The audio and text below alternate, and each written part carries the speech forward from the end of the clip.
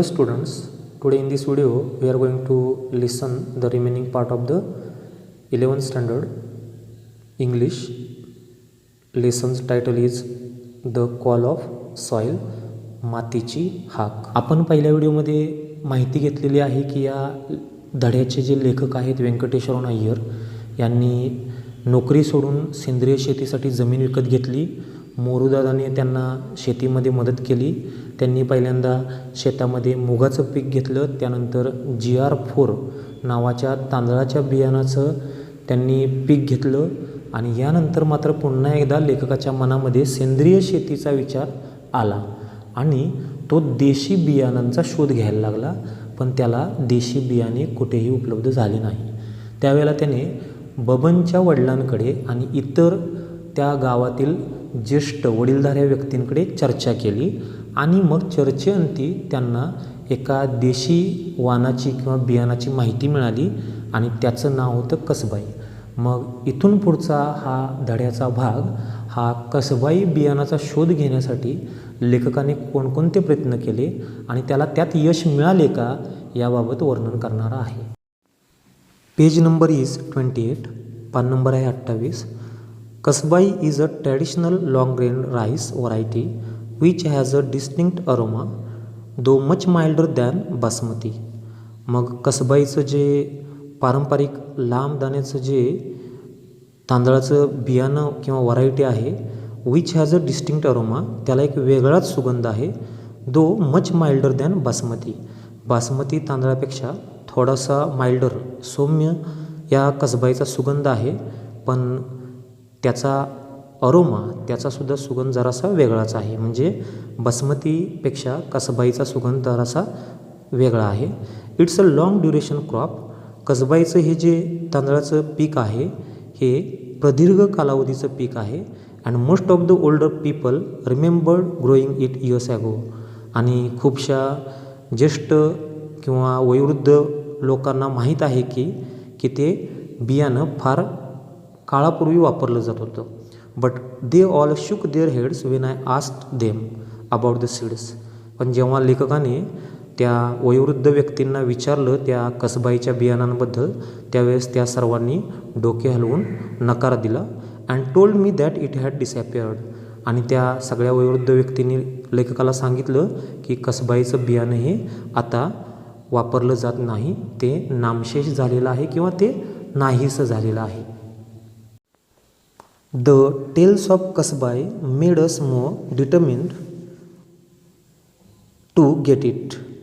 मग आपणाला लेखक इथं माहिती देतो की या कसबाईचं जे वर्णन त्याला ऐकून माहीत झालं त्यातून त्याचा निश्चय, त्याचा निर्धार जास्तच वाढला की ते कसबाईचं बियाणं मिळवायचंच.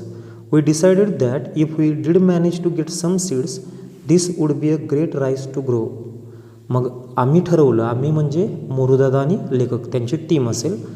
तो म्हणतोय आम्ही ठरवलं की if we did manage to get some seeds, आम्हाला जर थोड्या जरी तांदळाच्या त्या बियाणांचा जरी पुरवठा मिळाला, this would be a great rice to grow, तरी फार चांगल्या प्रकारे आपण आणखीन मोठ्या प्रमाणात त्याचं बियाणं आपणच लावून निर्माण करू असा एक विचार इथं लेखाने बोलून दाखवला. I thought the government may know something about it. मग लेखक म्हणतोय मी थोडासा असा विचार केला की कदाचित सरकारी प्रशासनामध्ये कार्य करत असणाऱ्या कृषी अधिकाऱ्यांना या बियाणांबद्दल काही माहिती असेल. A visit to the agriculture officer was enlightening. मग त्यानं कृषी अधिकाऱ्याला भेट दिली. He had not even heard of this rice variety. त्या अधिकाऱ्यानंसुद्धा या कसबाईच्या बियाणांबद्दल ऐकलेलंच नव्हतं. He said the villagers were taking me for a ride and there was no rice by this name. आणि मग लेखकाला इथं अधिकाऱ्यानं सांगितलं की गावकरी किंवा त्याच्या अवतीभोवती असणारे इतर शेतकरी त्याची गंमत करत आहेत आणि अशा नावाचा कोणताही तांदळाचा वाण किंवा तांदळाचे बियाणे उपलब्धच नाही. He rattled off the names of a number of latest hybrids. त्यानं त्या अधिकाऱ्यानं भराभर अनेक संकरित बियाणांची यादीच्या यादी त्या लेखकासमोर वाचून दाखवली. And even offer to give me some of them free of cost for a trial. आणि तात्पुरता वापर करून पहा आणि मोफत फ्री ऑफ कॉस्ट अशा प्रकारे काही बियाणं देण्याची ऑफर पण इथे लेखकाला दिली. Cursing myself for wasting time with him. आणि यावेळेला लेखकाला मात्र निराशा आली. त्यानं स्वतःलाच शाप दिला किंवा स्वतःलाच थोडंसं एक स्वतःवरच राग व्यक्त केला की कशाला या अधिकाऱ्याला भेटलो आणि याच्याबरोबर वेळ घालवला. I moved on to the next destination. आणि मी तिथून पुढे कसबाईच्या त्या बियाणाचा शोध घेण्यासाठी पुढील ठिकाणी जाण्यास निघालो. This time it was the Adivasi Mahamandal at Kasa which buys rice from the adivasi villagers on behalf of the government. मग यावेळेला मात्र लेखकानं कसामधील आदिवासी महामंडळाला भेट दिली. आणि हे आदिवासी महामंडळ हे आदिवासी गावकऱ्यांच्याकडून हे तांदळाचं वेगवेगळ्या प्रकारचं बियाणं विकत घेत होतं. And on behalf of the government. आणि सरकारच्या वतीने हे आदिवासी महामंडळ त्या आदिवासी लोकांकडून बियाणं विकत घ्यायचं. Kasbai did not figure in their files. आणि त्या महामंडळाच्या त्या ऑफिसमध्ये गेल्यानंतरसुद्धा लेखकाला माहिती मिळाली की त्यांच्या फाईलमध्ये कसबाईचा उल्लेखसुद्धा नाही. A good indication why people did not grow it any more. The market itself did not recognise the rice so if you grow it you would not be able to sell it. आणि मग आता लेखकाच्या लक्षात आलं की नेमकं काय आहे, लोक किंवा शेतकरी हे कसबाईचं तांदूळ किंवा बियाणाचं वाण का लावत नाहीत. The market itself did not recognise the rice. कारण बाजारपेठेलाच या तांदळाच्या वाणाची माहिती नाही. So if you grow it, जरी तुम्ही ते तांदळाचं वाण किंवा बियाणं लावलं, you would not be able to sell it, तरी तुम्ही कसबाईचं ते तांदळाचं बियाणं विकूच शकत नाहीत, कारण लोकांना याबाबत माहितीच नाही. However the officer in charge here had more knowledge of rice and did remember Kasbai being sold to him a few years ago. मग तरी पण लेखकाला इथं महत्त्वाची माहिती मिळाली. तिथे जो एक अधिकारी होता त्याला जरा जास्त तांदळाच्या वाणांबद्दल बियाणांबद्दल माहिती होती. त्यानं आठवून लेखकाला सांगितलं की काही वर्षापूर्वी त्या अधिकाऱ्यानं कसबाईची खरेदी केली होती. मग अशा प्रकारे लेखकाला इथे महत्त्वाची माहिती मिळाली. So when I in Dhaniwari Baban and I started looking for Devhanda. मग इथून माहिती घेऊन तो धनिवरी या ठिकाणी गेला आणि त्याच्याबरोबर बबनसुद्धा होता. आणि दोघांनी बोथ स्टार्टेड लुकिंग फॉर देवहांडा. त्या एका गावातील त्या सरपंचाचा म्हणजे देवहांडा या सरपंचाचा ते दोघंजणं शोध घ्यायला लागले. And found a greying old man wearing a cap. आणि एका ठिकाणी त्यांना पांढऱ्या केसांचा टोपी घातलेला एक वयोवृद्ध व्यक्ती बसलेला दिसला. Sitting outside his house on a charpai. मग तो व्यक्ती त्याच्या त्या खाटेवर बसलेला त्यांना दिसला. And ex sarpanch of the village he had acres of land, a huge house and a large family. आणि हा देवहांडा म्हणजे दुसरा तिसरा कोणी नव्हता, तर तो त्या गावचा माजी सरपंच होता. त्याला खूप एकर जमीन होती, त्याला प्रचंड मोठं घरसुद्धा त्याचं होतं आणि त्याचं कुटुंबसुद्धा मोठं होतं. After exchanging the usual pleasantries we came to the topic of Kasbai. मग आम्ही सुरुवातीला त्याच्याशी बोलायला सुरुवात केल्यानंतर इकडच्या तिकडच्या गप्पा गोष्टी झाल्यानंतर आम्ही कसबाईचं बियाणांबद्दलचा विषय त्यांच्यापुढे मांडला. The mere mention of Kasbai and Devhanda drifted in to the past. आणि नुकतं आम्ही कसबाईचं नाव घेतलं तरी देवहांडा हा तो माजी सरपंच हा कुठल्या तरी आठवणीमध्ये गुंग झाला आणि त्यानं भूतकाळातील काही त्याला असलेली माहिती आम्हाला सांगितली. His eyes turned dreamy and with a tremble in his voice he told us how the entire village at one time ग्रीव ओनली कसबाई. आणि मग त्याच्या डोळ्यामध्ये आम्हाला एक विलक्षण चमक दिसली आणि त्याच्या डोळ्यामध्ये एक प्रकारचे स्वप्न असल्यासारखी दृष्टी दिसली. आणि त्यानं सांगितलं आम्हाला की एकेकाळी त्याचं सगळं गाव कसं काय हे कसबाईचं बियाणं पेरत होतं. ही सेड, देवहांडा म्हणाला, there was a time when people passing our village during lunch time would be forced to stop and ask for meal. मग असा एक काळ होता, तो म्हणतो देवहांडा लेखाला सांगतो, जेव्हा आमच्या गावातून कोणीही पाहुणे किंवा लोक गावातून प्रवास करत पुढे जायचे आणि जर जेवणाची वेळ झालेली असेल during lunch time, they would be forced to stop and ask for meal. तर ते त्या कसबाईच्या सुगंधामुळे गावामध्ये थांबायचे आणि जेवणाविषयीची मागणी लोकांसमोर करायचे. Such was the alluring aroma of Kasbai. एवढा आकर्षित करणारा, मंत्रमुग्ध करणारा किंवा मोहिनी घालणारा या कसबाईचा सुगंध होता. हा अनुभव त्या देवहंडानं लेखकासमोर मांडला. The entire area would have this Heidi aroma hanging in the air as all the houses cooked the same rice. आणि सर्व घरांमध्ये तोच कसबाईचाच तांदूळ शिजवला जायचा. त्यामुळं पूर्ण गावामध्ये, पूर्ण त्या भागामध्ये तो अरोमा, त्या कसबाईचा एकदम आकर्षित करणारा सुगंध सगळीकडे वातावरण उत्साही करायचा किंवा मन प्रफुल्लित करायचा. Today he said no one grew Kasbai. त्यानं सांगितलं आजकाल कोणच कसबाईचं बियाणं पेरत नाही. And every one had shifted to growing the new hybrid varieties. आणि प्रत्येकजण आता नवनवीन संकरित तांदळाचं वाण किंवा बियाणं पेरत आहे. He claimed that he had to force himself to eat this rice that was so insipid. आणि मग आजकाल तो म्हणतोय हा बेचव असलेला तांदूळ हा आम्हाला खावा लागत आहे कारण आम्ही कसबाईचं बियाणं पेरणं बंद केलेलं आहे. एवढी माहिती लेखकाला देवहंडाकडून मिळाली. With the advent of irrigation farmers were tempted to grow a second crop. आणि मग पाण्याची योजना आली आणि शेतकऱ्यांना दुसरं पीक घेण्याचं आकर्षण झालं. And Kasbai being a long duration rice. आणि कसबाई मात्र प्रदीर्घ कालावधीमध्ये घेतलं जाणारं बियाणं असल्यामुळं it was replace by the shorter duration hybrids. त्या कसबाईच्या जागी दुसरं कमी कालावधीत येणारं तांदळाचं बियाणं और संकरित बियाणं वापरलं जाऊ लागलं. So that the harvest could be done earlier. त्यामुळे तांदळाची त्या कापणी लवकर व्हायची. This ensured that the farmers could take up a second crop. आणि यामुळं शेतकऱ्यांना एक संधी मिळाली की ते एका वेळेला 2 पिकं कमी कालावधीत घेऊ शकत होते. I asked why he had shifted if he was so unhappy with the hybrids. मग देवहंडाला लेखकाने प्रश्न विचारला की जर ते एवढे या संकरित बियाणांपासून नाराज आहेत तर मग ते या संकरित बियाणांचाच वापर करण्याकडे का वळले. No one forced him to do so did they. मग लेखकाने पुढे विचारलं तुमच्यावर कोणी जबरदस्ती केली होती का. He smiled. मग इथं देवहंडा हसले. And replied that their fields did not have fences. आणि त्यांनी लेखाला माहिती दिली की त्यांच्या शेतांना कुंपणच नाही. And once the harvest was over. आणि जेव्हा कापणीचा हंगाम संपायचा द कॅटल वर रिलीज्ड. त्यावेळेस गावातील गुरेढोरे सोडली जायची इन टू द फील्ड्स. शेतामध्ये चरण्यासाठी सोडली जायची. If my field alone has a Kasbai it will be a treat for the cattle he explained.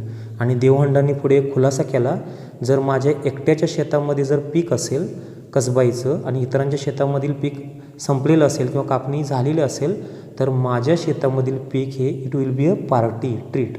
ते मेजवानी ठरेल इतर गुरांसाठी. त्यामुळं ते त्या संकरित बियाणांकडे वळले. Sometimes we have to fall in line with the community he lamented. मग इथे एक दुःख व्यक्त केलं देवहंडानं की कधीकधी आपणाला समाजाच्या रीतीप्रमाणे वागावं लागतं. Hybrids need more water, fertilisers and pesticides. मग संकरित जे बियाणं असतं त्यांना जास्त पाणी लागतं, जास्त कीटकनाशके लागतात, जास्त खते लागतात. He said that yields were good initially but of late had reduced a lot. सुरुवातीला अशा संकरित बियाणांचं उत्पादन चांगल्या प्रमाणात होतं बट ऑफ लेट. पण हळूहळू कालावधीचा जसा वाढत जाईल तसतसं त्यांचं उत्पादन इल्डिंग हे कमी होत जातं. Besides he said that each year they had to increase the quantity of urea and pesticides they used. आणि याशिवाय त्यांनी आणखीन माहिती दिली की दरवर्षी त्यांना युरिया या खताची आणि कीटकनाशकांची मात्रासुद्धा वाढवावी लागते. It was as if the newer hybrids had an insatiable appetite for chemicals. आणि जणू काही हे जे संकरित बियाणं आहे त्यांना एक प्रकारची भूक आहे आणि जी भूक तुम्ही थांबवू शकत नाही किंवा शमवू शकत नाही. आणि ही भूक त्यांची रसायनांची आहे. असा सुद्धा एक आरोप किंवा असं सुद्धा एक मत इथं या देवहंडानं व्यक्त केलं. He told us that even when there were flash floods in the 60s, 1960च्या काळामध्ये जेव्हा गावामध्ये पूर यायचा, Kasbai had stood its ground, तेव्हा कसबाईचं पीक शेतात कधीही आडवं व्हायचं नाही. He fondly remembered how the rice was still standing when they all return to the village after the floods had receded. मग ज्यावेळेस पूर निघून गेला आणि पाणी कमी झालं आणि सगळे गावकरी पुन्हा गावामध्ये परत आले, त्यावेळेस देवहंडा आठवणीने आवडीने सांगतात की तरीसुद्धा ते कसबाईचं पीक त्यांच्या शेतामध्ये कसं काय दिमाखामध्ये उभं होतं. Such was the strength of the rice but look what we have done he rude.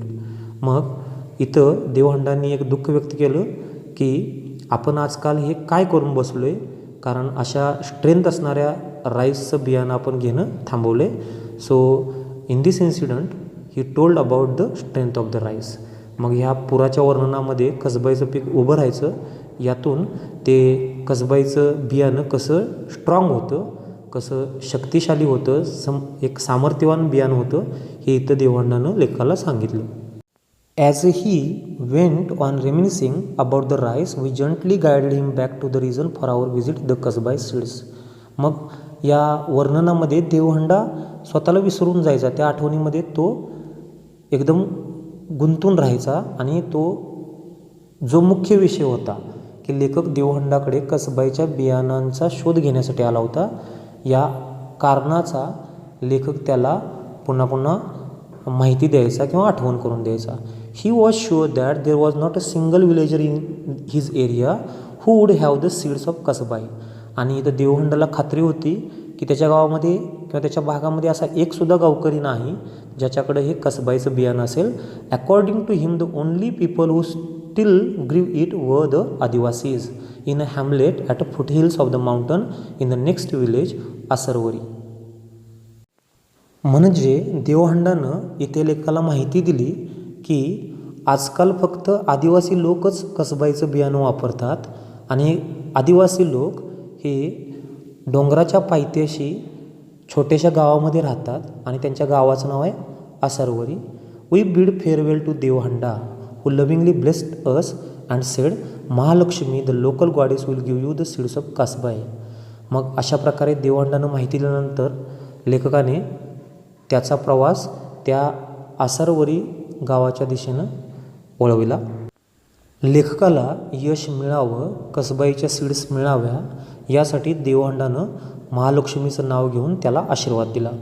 In Asarvari village we asked the sarpanch to help us as we were not very fluent with the local dialect. मग आम्ही त्या गावामध्ये पोचलो असरवरीच्या आणि आम्ही तिथल्या सरपंचाला सांगितलं की आम्हाला तुमची स्थानिक बोलीभाषा समजत नाही, आम्हाला बोलता येत नाही चांगल्या पद्धतीनं, म्हणून तुम्ही आम्हाला मदत करा. He sent his assistant Jeevan with us in to the hills. आणि मग त्या टेकड्यांमध्ये किंवा डोंगर रांगांमध्ये त्या सरपंचानं त्याच्या सहकार्याला जीवन नावाच्या एका व्यक्तीला लेखकाबरोबर पाठवलं. After up a walk through thick vegetation crossing numerous streams and ditches and scrambling over rocks and gravel we reach the sleepy hamlet of Boripada. आणि आम्ही मग थोडासा कठीण प्रवास करत अर्धा एक तास चाललो. आम्ही अनेक झाडं झुडपे ओलांडली किंवा झरे मध्ये लागले ते ओलांडले, अनेक चरीसारखे असणारे प्रदेश, खड्डे असणारे प्रदेश ओलांडले जे वर चढण्यासाठी फार कठीण होते. रॉक्स होते त्या ठिकाणी, ग्रॅव्हल होती, वाळू खडीसुद्धा होती. We reach the sleepy hamlet of Boripada. आणि आम्ही एका छोट्याशा गावामध्ये पोचलो, त्या गावाचं नाव होतं Boripada. There were just 2 ramshackle houses in front of us. आमच्यासमोर there were only 2 ramshackle houses. आमच्यासमोर फक्त 2 अतिशय मोडकळीला आलेली अशी म्हणजे दुरुस्तीची गरज असणारी 2च घरे त्या एरियामध्ये त्या गावामध्ये आम्हाला दिसली. And we wondered if this was the right place. आणि आम्हाला थोडंसं आश्चर्य वाटलं किंवा धक्का बसला की आम्ही योग्य ठिकाणीच आलो आहे का. A wrinkled man sitting before one of the houses looked at us with curiosity. आणि आम्हाला त्या ठिकाणी एक अतिशय वयोवृद्ध स्त्री जिच्या चेहऱ्यावर सुरकुत्या होत्या ती एका घरासमोर बसलेली आम्हाला दिसली आणि ती आमच्याकडं कुतूहलानं पाहत होती. As we approached we signal to Jeevan to ask the crucial question. आणि आम्ही जसं तिच्याकडं पोचलो तेव्हा आम्ही जीवनला खुणावलं की पहिला कसबाई बियाणं आहे का हा महत्त्वाचा प्रश्न विचार, बाकीची चर्चा इथे नको. She muttered in reply and we looked at Jeevan for a quick interpretation. आणि तीसुद्धा त्या जीवनच्या प्रश्नाला उत्तर देताना काहीतरी पुटपुटली आणि आम्ही जीवनकडं पाहिलं की आता तो भाषांतर करून आम्हाला काय सांगतोय. He broke into a smile. Jeevan पटकन हसला and informed us that she did have the rice and wanted to know who we were and why we wanted it. त्या स्त्रीकडे हे कसबाईचं बियाणं आहे असं जीवननं सांगितलं. फक्त त्या स्त्रीला तुम्ही कोण आहात आणि तुम्हाला ते का पाहिजे याची माहिती हवी आहे. ही पण माहिती जीवननं लेखकाला सांगितली. इथे कसबाईचं बियाणं मिळाल्यामुळं लेखकाला आनंद झाला. It was a difficult task to keep a straight face and I had to control a strong desire to hug. लेखक इथे म्हणतो मी चेहरा निर्विकार ठेवूच शकत नव्हतो, एवढा मला आनंद झाला होता. आणि तो अत्यानंदानं त्याच्या मनामध्ये एक विचार आला की या म्हाताऱ्या आजींना मिठीच मारावी. After searching for months we had found the elusive Kasbai. कारण आम्हाला कित्येक महिन्यानंतर शोध घेऊन ही कधी न सापडणारी दुर्मिळ कसबाईची बियाणाचं वाण मिळालेलं होतं. We explain to her that we were from पेट नियर बाय. आम्ही त्या म्हाताऱ्या स्त्रीला सांगितलं की आम्ही जवळच्याच पेठ ह्या ठिकाणापासून आलो आहे and we needed the seeds to grow it. आणि आम्हाला त्या लावायच्या आहेत, पेरायच्या आहेत, आम्हाला त्याचं पीक घ्यायचं आहे. We asked for 10 kilograms of rice. आम्ही 10 किलोग्रॅम कसबाईचं बियाणं तिच्याकडे मागितलं. शी मटर. ती काहीतरी पुटपुटली and scowled. Jeevan interpreted that she had never heard of pet village. आणि मग जीवननं ती काय बोलली ती सांगितलं. त्यामध्ये तिनं कधीच पेठच्या गावाचं नाव ऐकलेलं नव्हतं. And also did not have a weighing scale. आणि तिच्याकडं वजन पण नव्हतं. She was willing to give the seeds only in baskets. ती स्त्री फक्त टोपल्यांमधूनच ते बियाणं द्यायला तयार होती. And Jeevan told us to pay her something.